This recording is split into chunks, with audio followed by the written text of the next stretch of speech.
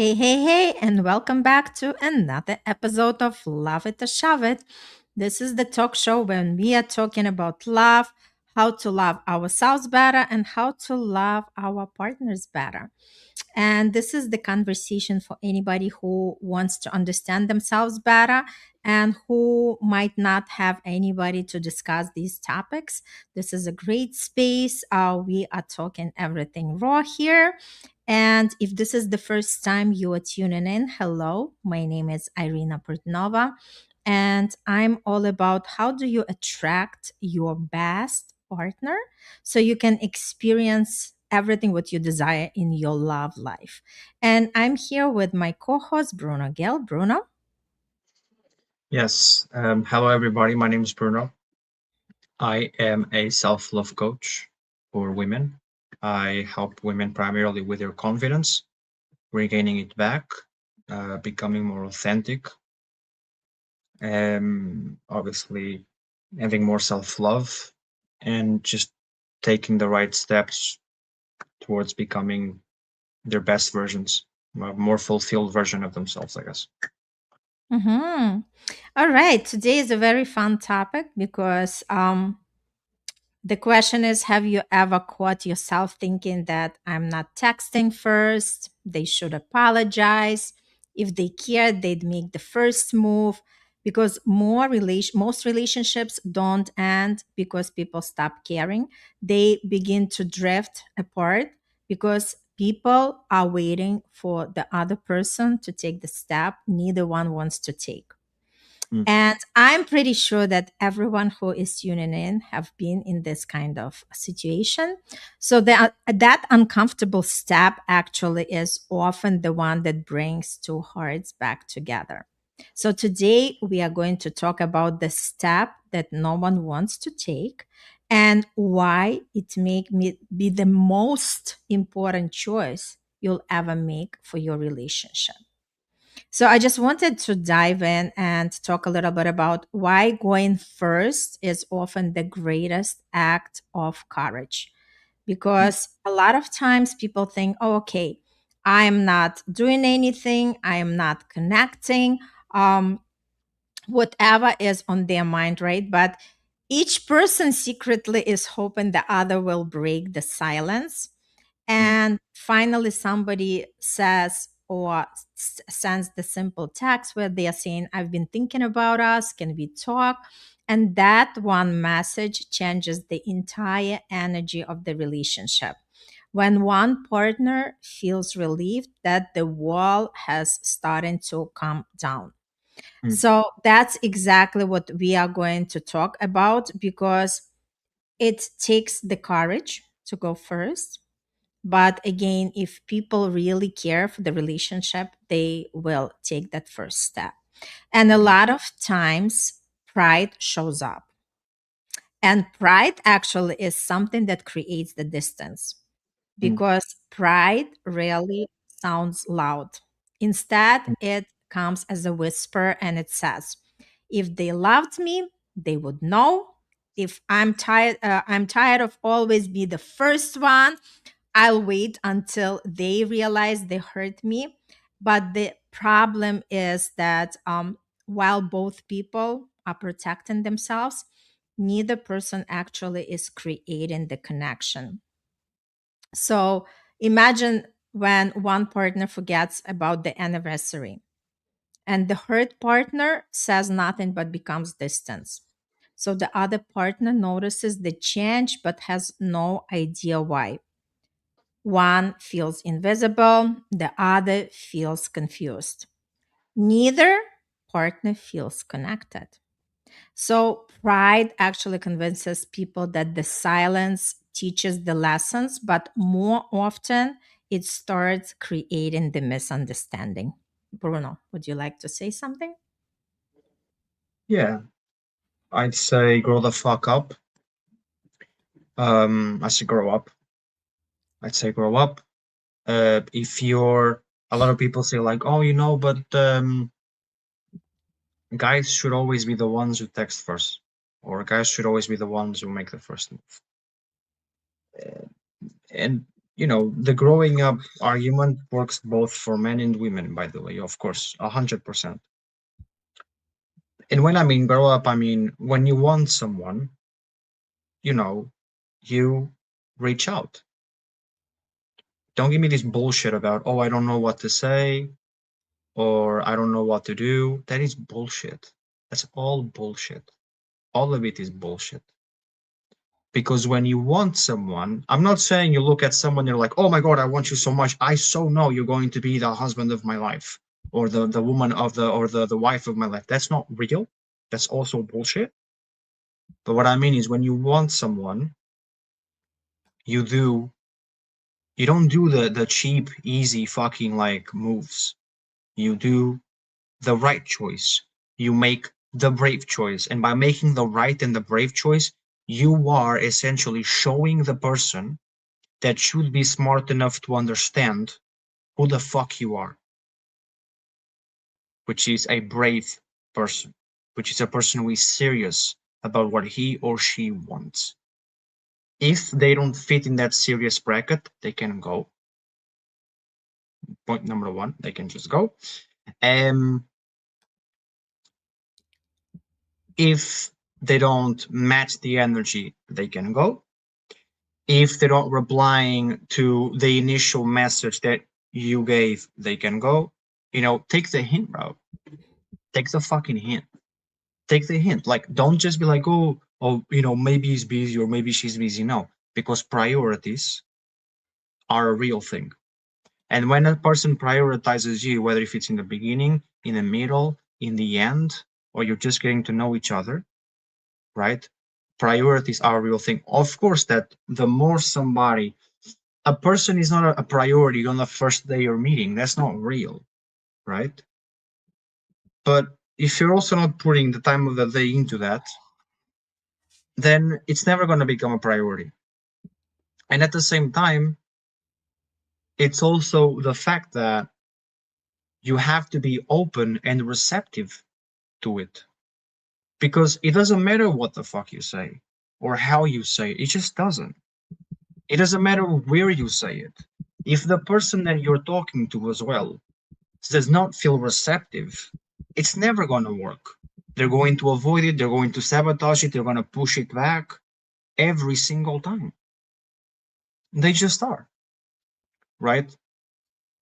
So obviously those things need to be taken into consideration, but when it comes to an essential step that not a single person wants to take, which is a first move or the start of a conversation or the start of a texting or whatever, it's like stop falling in love with potential, right? Like there's a difference between this person looks like he or she could actually become this, and there's okay, this person, he or she really is this. Like they really mean it.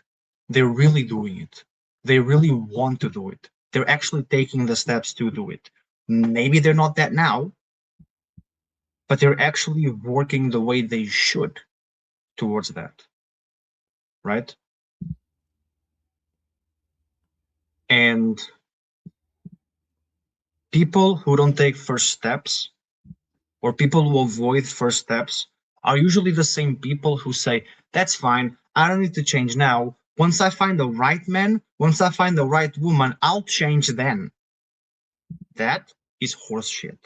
That is a person who's never going to change. That is a person who doesn't want to change now. And he's just trying to find the most honorable, perfect, right, and romantic excuse. Meaning, I'm not even going to change for myself. I'm going to change for the person I'm with. Because if it wasn't for them, I'd never change. That is horseshit. That is childish 5-year-old behavior. You want to get away from those fucking people as fast as you possibly can. Because a person who's serious about their life will take the fucking step. A person who's serious about their life will commit to finding a fucking way to reply, to do, to go to the fucking place, to meet at the fucking hour, to do the stuff. A person is not like that. They don't have high standards. It doesn't matter what the fuck they say. It doesn't matter what they say about high standards and boundaries and this and that. It's all horseshit because you talk too much, but you act too less, right? So it doesn't matter, Mm-hmm. right? Mm-hmm. Now, then again, when you want to take that step, you're going to take that step, right? You're just going to take that step. And in so many opportunities to take the actual step, you never took the step because you always found an emotional, not a financial, not a physical, not a psychological, an emotional excuse to not actually do it. Well, then you're full of shit. And that's all that pretty much I have to say for now. So, yeah. Okay, so let's continue. I wanted to bring up the topic why difficult conversations create deeper intimacy, because most people don't fear the conflict, but they fear losing the person that they love. So that's why they start avoiding conversations about money, family, intimacy, expectations, or the future. Mhm. Yet, avoiding the conversation doesn't eliminate the issue. It Yeah. simply gives it more time to grow to something bigger. Imagine a couple who has different expectations about spending time together. And Hmm. instead of talking about it, one partner quietly feels neglected. And the other believes everything is fine. And months later, what could have been a simple conversation turns into a built up frustration. So Hmm. the conversation itself wasn't the threat, avoiding it was. And that's why it's super crucial to have the honest conversation, because this is exactly where people have the opportunity to understand the partner, to understand each other on a deeper level.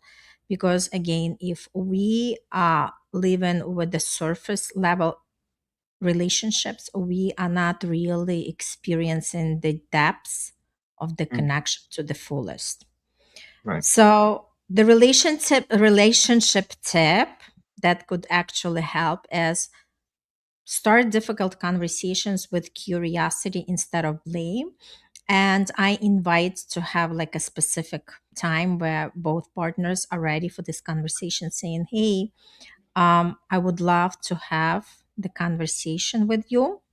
Hmm. And Yeah. when people start the conversation, it's not about blaming the other person, but rather staying curious. Something like, can we talk about something that's been on my heart? Hmm. Because it's Yeah. not, I don't want to argue. It's about understanding each other. Yeah. So it's all about choosing the words, choosing the tone, the way we speak, right? That's exactly what is going to determine the outcome of that conversation. Hmm. And when we choose curiosity, Hmm. so we are just creating that understanding. Hmm. Imagine when your partner comes home unusually quiet, and Hmm. you could assume that they are upset with me, or we can ask, "You seem quieter than usual. How was your day?" Hmm. So one response creates defensiveness while another response creates the connection. So Hmm. your partner may simply be tired after work, worried about a family member, or processing something completely unrelated to you. Hmm. And when we stay curious, it gives people the space to feel understood instead of judged. Hmm. So that's exactly when we can start seeing that love grows in these small, brave moments. Yeah. Because in reality, Yeah. we are actually making these tiny choices and we Hmm. repeat them consistently. Something like saying thank you, I appreciate you, thanks for checking on me, um, putting a phone away when people are talking to each other, right? Saying I'm sorry. These moments are small, but over time they become the foundation of trust, foundation of emotional safety, and lasting love. So when mm, one partner feels valued because they know they are noticed, the mm, other one feels appreciated mm, because their effort matters. So love mm, isn't built in one extraordinary moment, it's actually built through these ordinary moments when people choose each other intentionally and when they have courage to connect and stay curious. mm. Um, yeah, of course. I agree with what you said 100%. I just want to say that for people to not blame other people and have a nice conversation, you require there is some emotional depth that is needed. Mm-hmm. And unfortunately nowadays people they don't get together for the emotional depth. People don't get together for love. People get together because it's the easiest way to transact. I need you to provide for me, and you need me to give you kids. And nowadays that happens a lot.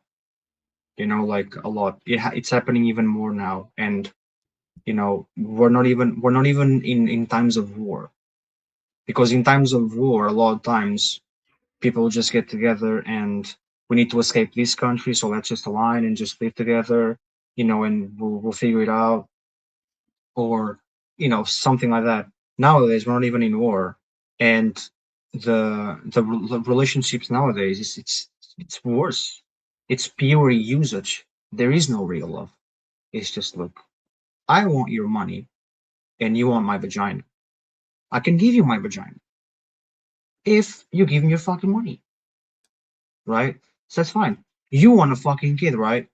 You want your bloodline to continue, right? Great. I can give you that, no problem. But I want your fucking money, right? And so a lot of times that happens. A lot of times that happens. A lot of times people fall more in love with the fantasy of what a person can be than really for what they are, and then they wonder why they end up in divorce. Then they wonder why.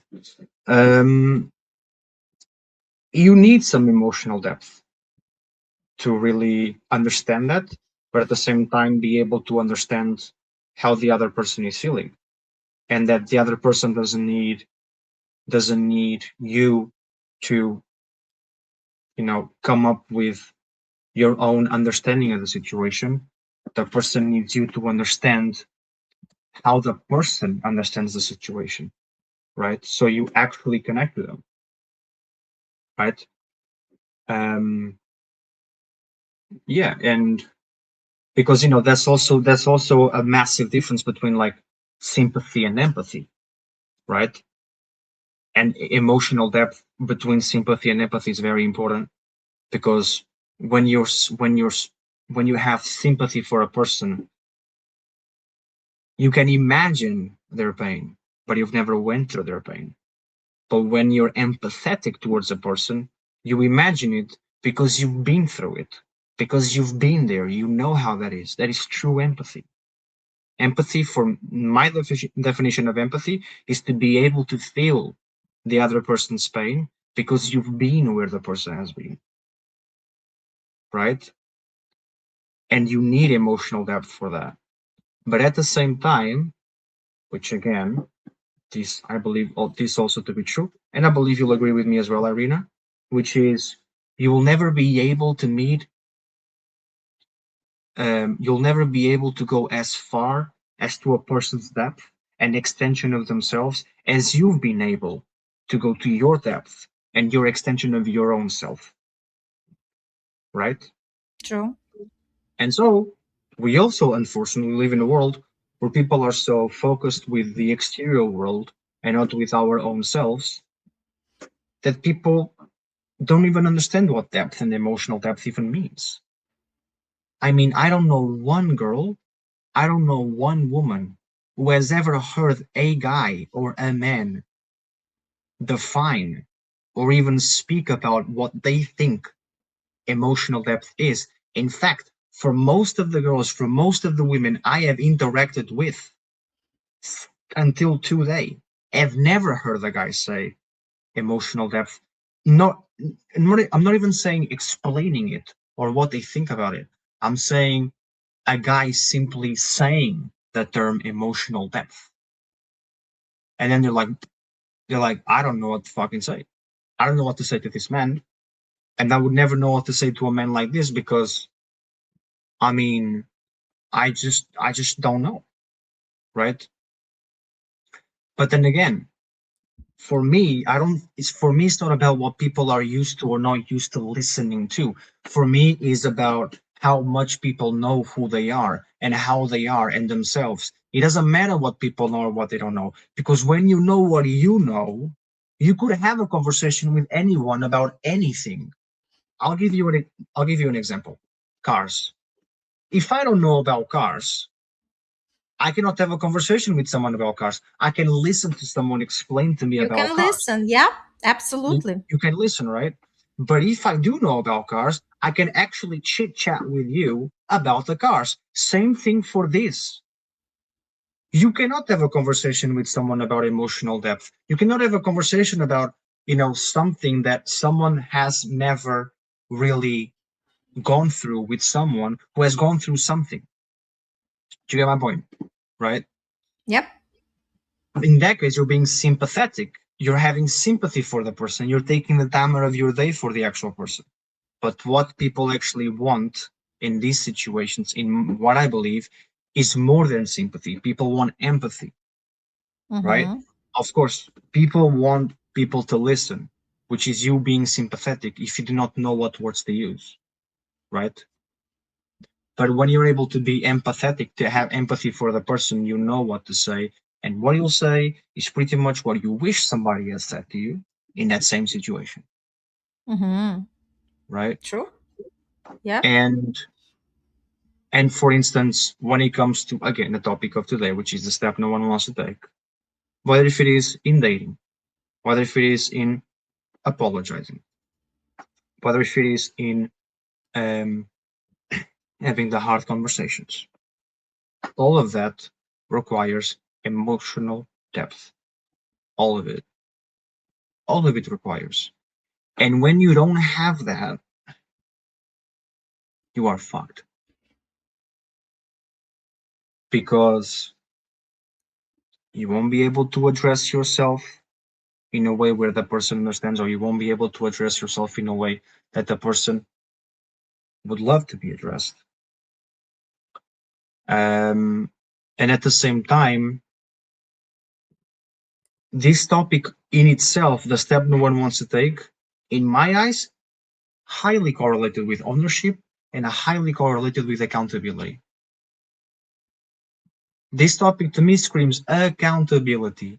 And unfortunately, in the times we live nowadays, most people don't know what accountability means. And that ruins everything. And what surprises me the most as well is that everybody's willing to take the step where I am accountable for my actions, but only if I'm above you, only if I win over you.